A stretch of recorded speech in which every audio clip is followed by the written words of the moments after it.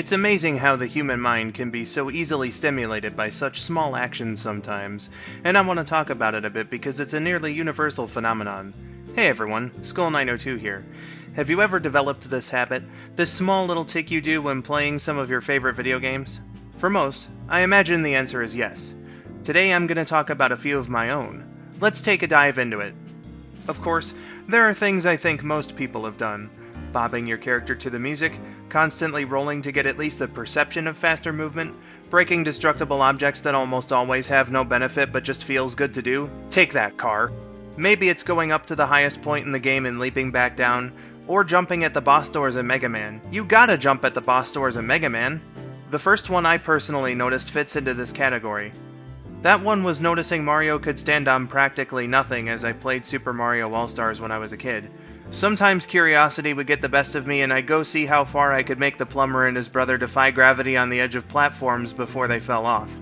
Speaking of our favorite Japanese interpretation of an American plumber with Italian ancestry, the opening screen in Super Mario World right when you start a game.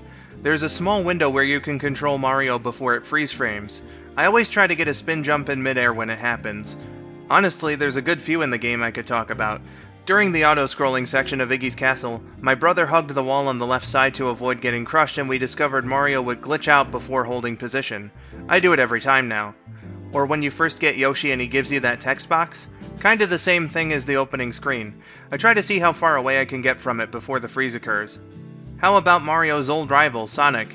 When I first watched the Sonic Tales back in 2007, I too would start saying silly things in the classic games while looking up to give the impression my character was talking. Forget where I learned to do it, but every time I play Sky Sanctuary in Sonic 3 and Knuckles as Sonic or Tails, you know I gotta pay my respects to the red guy.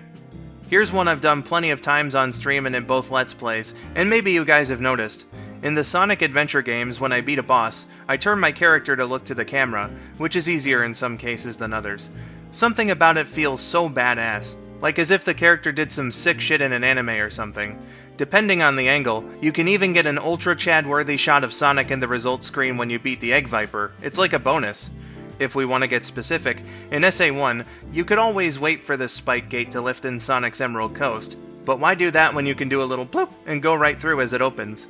Amy's got a gymnastics-type jump when you hit the ground with her hammer while running at full speed.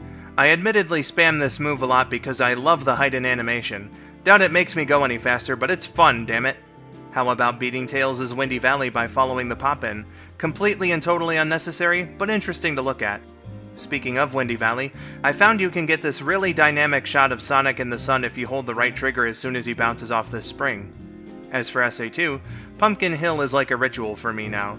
I simply must go to Pumpkin Mountain, find Omochao, and then chuck him off this ledge. You can see his full descent, it's hilarious. Mission Street?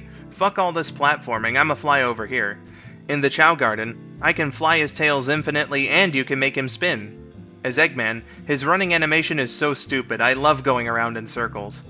A specific series of air dashes lands you perfectly in the teleporter from the Neutral Garden or Chow Kindergarten. It's something I do often.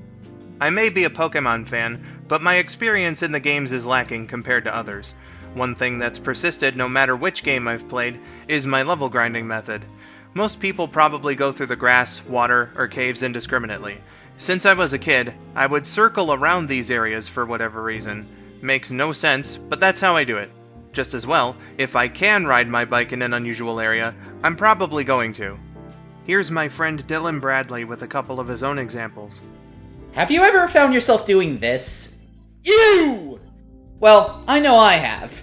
And not only just because of Vindo, be it his joke, but whenever you use a power, be it a color power like here or a super move, anything that gets announced, I personally get caught up in the fun and yell right along with it, announcing whatever it is I'm activating, even if no one's around to care. Wow, looks like I have an intruder on my ship. They look a little overly confident for setting off the alarm. No, you didn't! See, to me, whenever a character says something that's blatantly wrong like that, I just have to correct them, because that alarm definitely went off.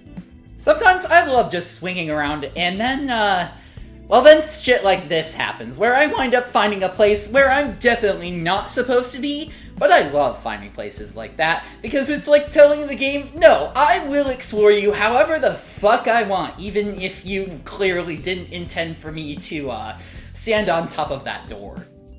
That's just a small sample of this kind of thing, but I think it's fascinating how so many people have similar quirks about the way they play particular games. Just one of the many qualities that makes us all human, and I thought it'd be fun to talk about. What might some of your small gaming habits be? Let me know in the comments. It truly is a shared experience, one that most gamers I'm sure can relate to.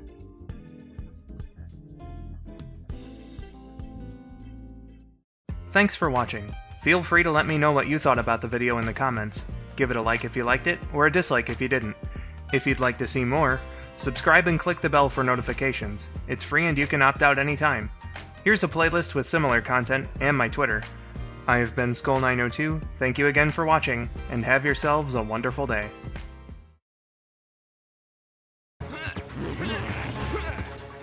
I love you.